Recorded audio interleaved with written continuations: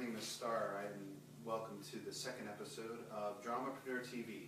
With me today is Paris, the kitten, and we are going to talk a little bit about something we brought up last time, which was daytime jobs versus nighttime jobs. If you're like Paris here, your daytime job is sleeping around the house all day, but you can't really ultimately do that in the real world and be able to pay the rent.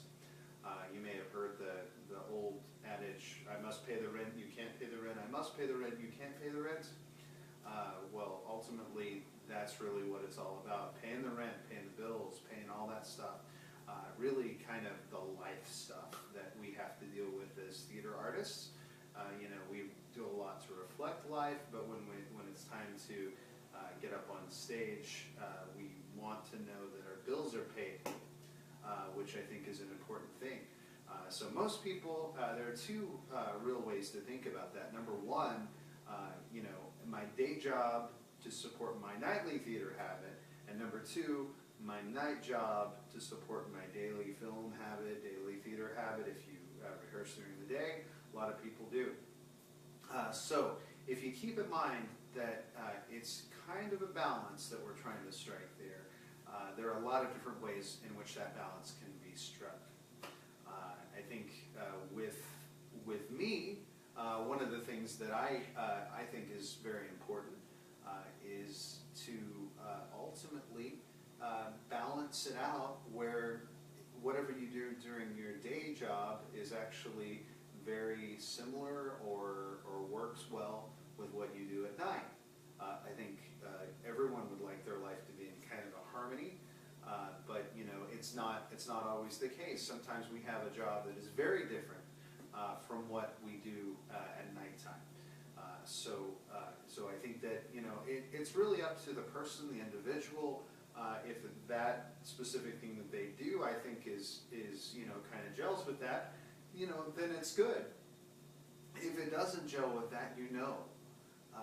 And what Dramapreneur.com is all about is that one of the things that I have found is that if you are helping someone else with their dream, whether it be, you know, a local job that you have or what have you, you know, you are creating part of what they specifically do. You're creating a part of what their dream was eventually. You know, there was somebody, and I'm going to use McDonald's as an example. I love people who work at McDonald's. You know, you meet a lot of different individuals, but you know, the person who started McDonald's, you know, eventually had this idea that, you know, you could make food fast. And ultimately, you know, after they did that, I don't know the history of McDonald's, but ultimately when they did that, it created a lot of jobs for a lot of individuals. So I think that, you know, you've got to ask yourself, am I the person who is going to be a consumer or a producer? I'll admit that that's not mine. It's a gentleman that I met in Tulsa. But, you know, that's a great question for everybody to ask themselves. Are you a consumer or a producer?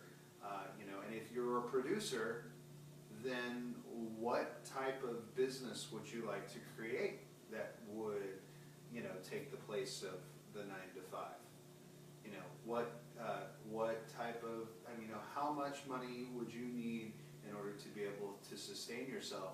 And then how can you create that cash flow that will allow you to do it, and maybe then some? You know, I mean, it's a great dream. You know, we'd always, I think a lot of us would like to be our own boss at certain times.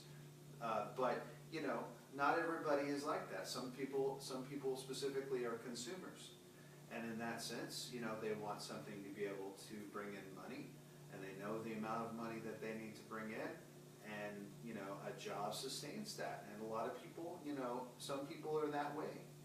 You know, I think me personally, you know, by starting Falstaff Coffee Company, by starting a couple of businesses in the past, I ultimately would like to be my own boss someday. And I've really kind of come to that realization of you know, I'd really like to do that. And I think that with hard work and with determination and with really kind of making the right choices, which I think ultimately is what entrepreneurship is all about. Ultimately I can possibly do that in the future. I think there's a great way to tell. It's a really easy, inexpensive way to tell if your idea is going to fly or not. A lot of people have ideas. They say, "Oh, that'd make a great business. That'd make us a great side business." Whatever it is, it would make a great side business. Or maybe you have that project that's the great project that everybody's going to talk about. Everybody's going to get together and get behind. It's going to be great. And it's going to unite the planets. And it's going to be my script is the greatest thing in the world. I think my quote that I talked a little bit about last time. Don't drum up. Don't start gathering wood whenever you're wanting to build a ship. Teach people to long for the endless immensity of the sea, which I think really is what it's all about. You have to be, a little bit,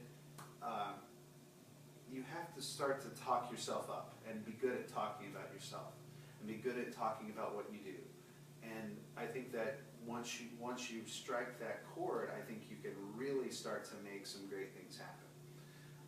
And so a good example would be this. What I would suggest each one of you do is visit these three websites. Fiverr.com, Fiverr.com, Kickstarter.com, Kickstarter.com, Kickstarter, like a kickstart a bike. And then Indiegogo.com, Indiegogo, Indiegogo.com. These are three websites, and there are millions of them out there, but these are three websites that specifically are about creative projects and businesses and just basic things. Fiverr, if you're not familiar with Fiverr, what it does is it allows you to offer a service or a product specifically for $5. It's a lot of services. Like I can write you a resume for $5. I can say something interesting for you in a cowboy hat for $5. There's just endless ideas of what people would possibly do for $5, which I think is very, very interesting. And what it ultimately really does is it teaches you how to be able to get a lot of people on your side. You can start to really make some money with it, which is kind of neat. But you can also start to really kind of get your ideas out there. Like if you have an idea for, whatever. I guarantee you that there are millions of people out there that are using Fiverr right now and making $5, a gig every time, and it's really kind of fun.